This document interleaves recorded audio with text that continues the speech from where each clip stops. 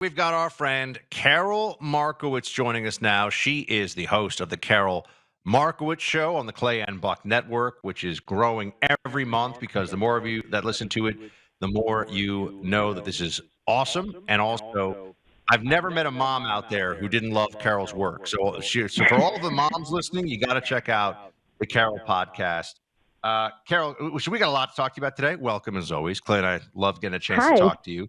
Haven't seen you Thanks since so much for Florida. having me. Yeah, Clay I was was going to say, enjoying all dads that love me Florida too. freedom, although it's free in Tennessee too. But he knows Florida's got something special going on. He won't admit that, Right. but it's just true. Now, although no, he owns a house in Florida, so he does admit it. It's fine. Let's start with this. Is it really just pure anti-Semitism that kept Shapiro off the VP ticket and made it Walz? Is that really what's going on, or are we missing something? So I think it is. And I'll tell you this. I was very worried that she would pick Josh Shapiro and that would be a strong pick. He seems like he's got it all going on in the Democratic Party right now. And she needs to win Pennsylvania. Donald Trump needs to win Pennsylvania. It's a very competitive state. Having a popular governor who doesn't say crazy things and doesn't do crazy things would have been a plus for her ticket. So I was very worried that she was going to pick him. But the anti-Semitic left made that easy for me because they basically pressured the Kamala Harris campaign into not choosing him. And so instead, she went with Tim Walz, who was an absent governor during the BLM riots. He let his cities burn. His daughter let the protesters know when the National Guard was going to be on duty based on what information she had from within her dad's office. I mean, this is a radical left pick. So yeah, a lot of Jews are feeling uncomfortable with where the Democrats are, but it shouldn't be just Jews. Americans should be uncomfortable. She picked someone far left, and this is the ticket that they're going to ride into November. If this is the next president and vice president, we're all in trouble.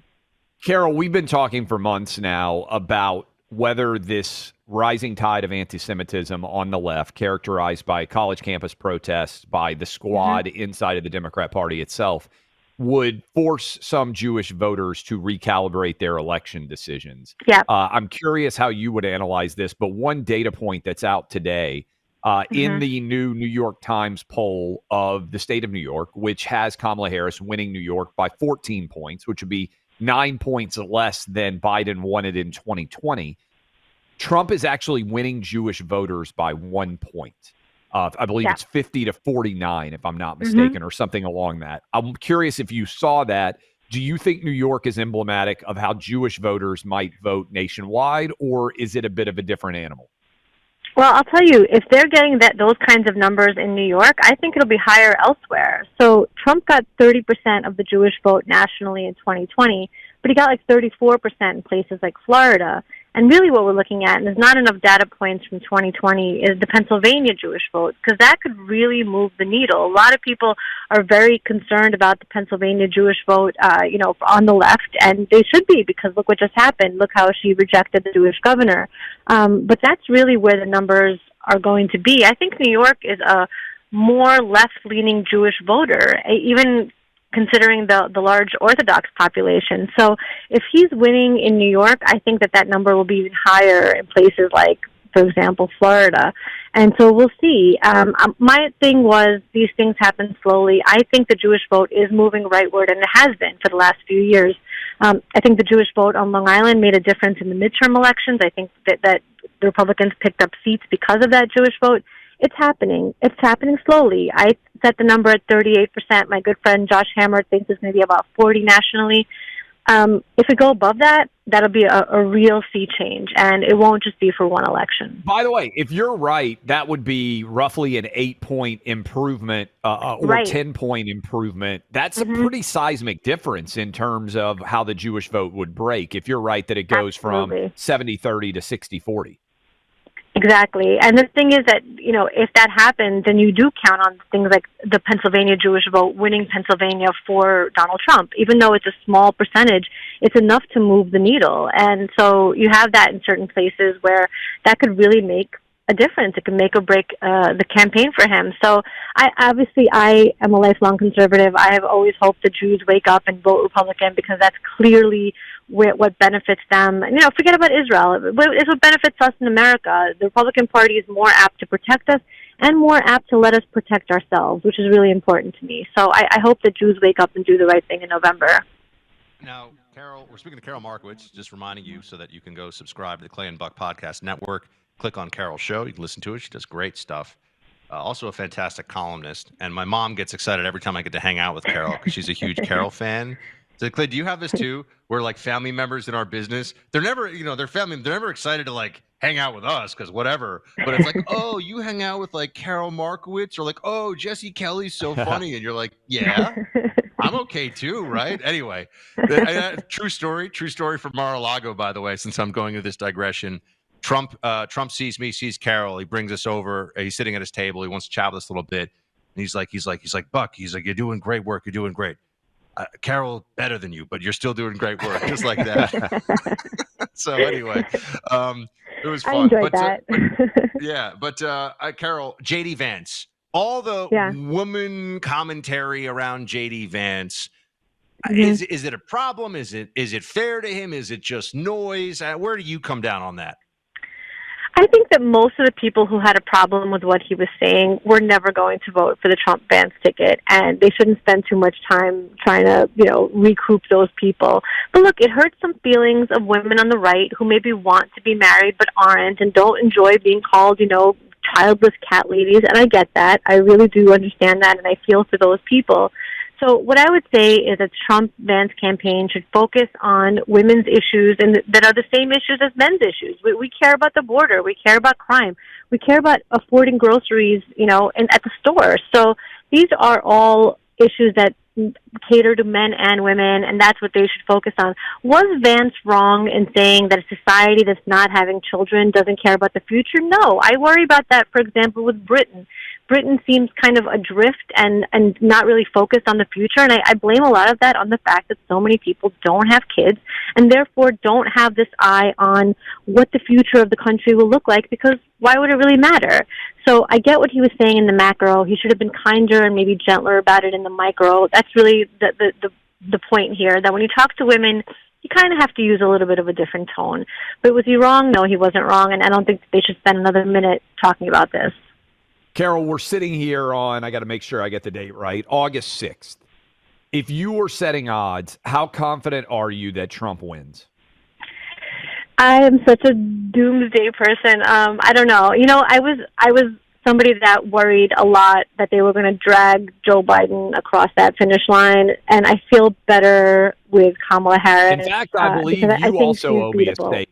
To cut you off. I do owe you a steak. Yeah, I do owe you a steak. I was so right for so long. It's like, somebody said it's like taking the under in a sport game. I was right up until I wasn't.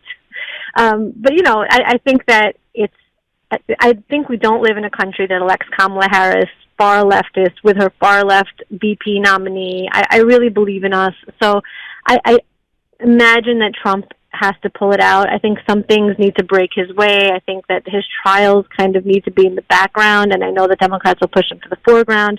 But do we live in a country where President Kamala Harris is inaugurated in January? I hope not. I'm with Karol on this one, man. It's just, at that point, what is America if the Harris walls apparently, we've been told, not walls. Whatever his name is. Whatever his name is. I saw somebody, you'll appreciate this, Karol. I saw somebody communists. Go ahead. I saw some people saying this is the most difficult apostrophe combo in presidential ticket history with Harris and Waltz. Walls, whatever the guy's name is. This is, I agree. I think it's an unmitigated disaster if it's possible that they can get elected. They are legitimately, I think, the farthest left-wing ticket in American political history. I don't think that's hyperbole. That's right. And look, we buckle down in Florida if that happens, and we start a revolution of our own, right? Red states, I would Clay, say. You're welcome. Well, I'm in a red state now in Tennessee, but I would say that a lot of people would respond by moving to red states, because I do think there are people fed up with the federal level who say, okay, I want to move to a red state and make sure that at least I'm protected there. Ron DeSantis actually shared on X, Karol, that you probably saw this, that when it comes to Minnesota and Florida, a Minnesotan is 5 times as likely to permanently move to Florida as a Floridian is to move to Minnesota. Not surprising, but still. I mean, that's a tough move to go Florida to Minnesota. I mean, I don't know very many people who are like, hey, I'm going to give up warm weather all year round. I want to freeze my ass off instead. It takes a while to sell all your flip-flops on eBay. You know what I mean? It's not great. Yes. So. It's a tough transition. Carol, thank you so much. 5 times, yeah. Thanks, Carol. Great to talk to you as always. Go check out the Karol Markowicz Show, everybody, on the Clay and Buck Podcast Network. It is waiting for you to download and listen. And she's killing it there. Thank you as well. Look, in addition to this podcast, you can check out that podcast. And maybe you're out there right now and you are thinking, hey, I'm worried a little bit about what my heart issues might be like. I'm worried about maybe having high blood pressure, or what exactly is going on with my heart health. There's a product now out there that will allow you to check out your heart on your cell phone. 6 different images of it to make sure that everything is okay. Kardia Mobile 6L connects to your cell phone, shares that info. That's Kardia spelled with a K, Kardia. Gives you 6 different views of your heart health on your smartphone in a half a minute. Great peace of mind, and you can easily share it with others if you feel like you need to have it looked at. Kardia Mobile 6L also, again, will allow you to share that with your doctor in a matter of seconds. Here's how you get yourself set up. Either on Amazon or Kardia's website, whichever you prefer. It's just $129 before a 20% discount with a promo code we're about to give you here. Go to Kardia.com. That's Kardia.com. On Amazon, you can use it as well. Use the code 2024CLAY. That's 2024CLAY. 20% off your purchase of a Kardia Mobile 6L. That is 2024CLAY. Go check it out, Kardia.com, or on Amazon, 20% off with 2024 Clay.